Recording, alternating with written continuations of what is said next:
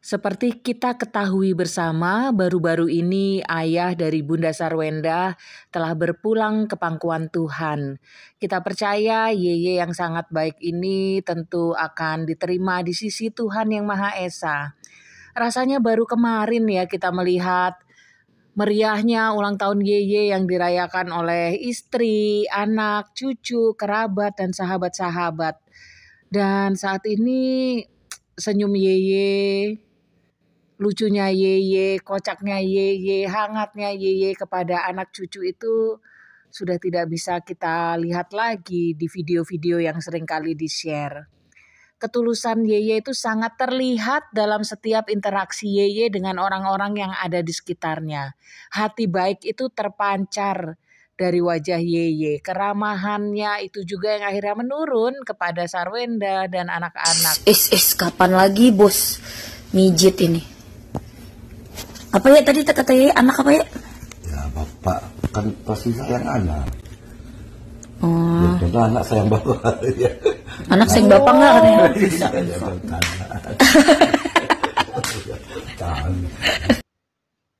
Dari momen tadi kelihatan sekali ya bagaimana akrabnya hubungan Yeye dengan Anti Wendy, ini anaknya yang kedua, adiknya Sarwenda. Aduh, pasti Anti Wendy sangat kehilangan.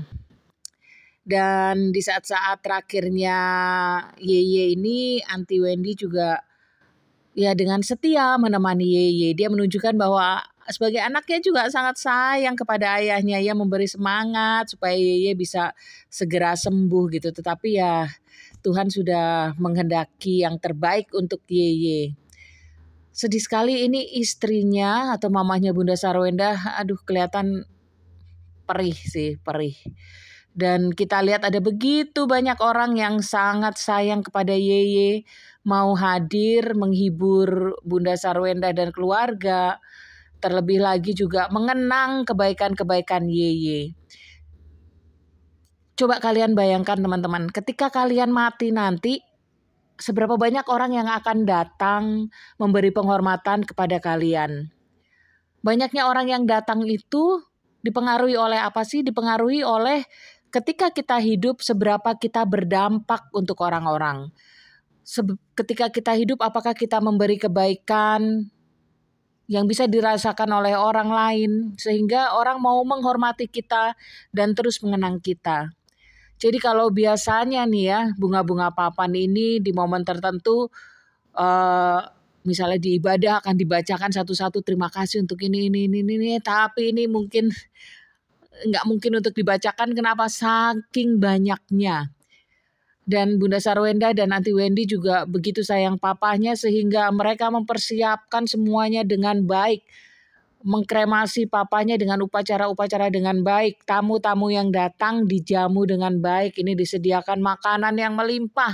Sehingga tamu yang datang melayat bisa sama-sama bercengkrama di situ. Nggak kelaparan, bisa cerita-cerita dulu. Bukan sekedar datang tapi mengenang bersama-sama tentang Yeye-nya yang sungguh sangat baik hatinya. Dan kenapa Bunda Sarwenda dan Anti Wendy serta anak cucu juga baik ya karena punya teladan yang baik gitu. Tetapi memang disayangkan ketika di masa tuanya pasti ada pedih hatinya Yeye ketika Bunda Sarwenda dan Ruben harus berpisah.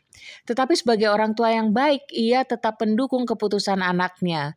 Sehingga ia tidak memaksakan Bunda Sarwenda untuk mempertahankan pernikahannya. Enggak.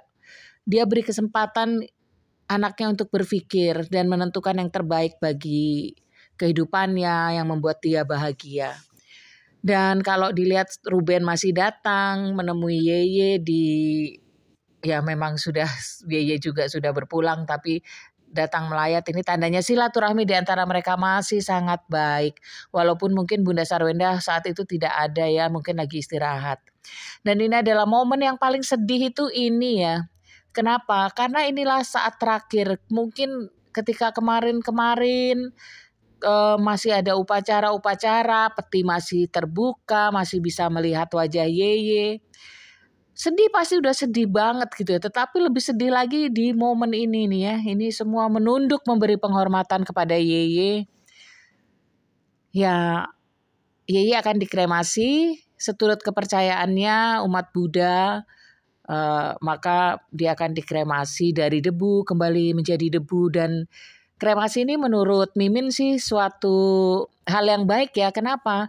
Dengan kremasi mereka tidak lagi memenuhi bumi gitu ya. Jadi filosofinya tanah yang ada bisa dipakai oleh orang-orang yang masih hidup.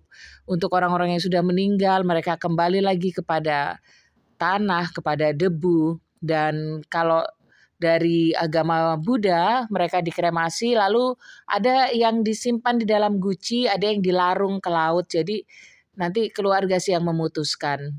Dan ini juga salah satu tradisi agama Buddha ya, mereka membakar seserahan katanya sih untuk membuka jalan kepada dewa-dewa penunggu surga supaya membukakan pintunya untuk Yeye. Tapi dengan kebaikan hati Yeye pasti masuk surga. Jadi bukan agama yang membuat kita masuk surga, tetapi seberapa kita sungguh-sungguh melakukan apa yang setiap agama kita masing-masing ajarkan. Selamat jalan Yeye, terima kasih untuk begitu banyak keceriaan yang Yeye beri.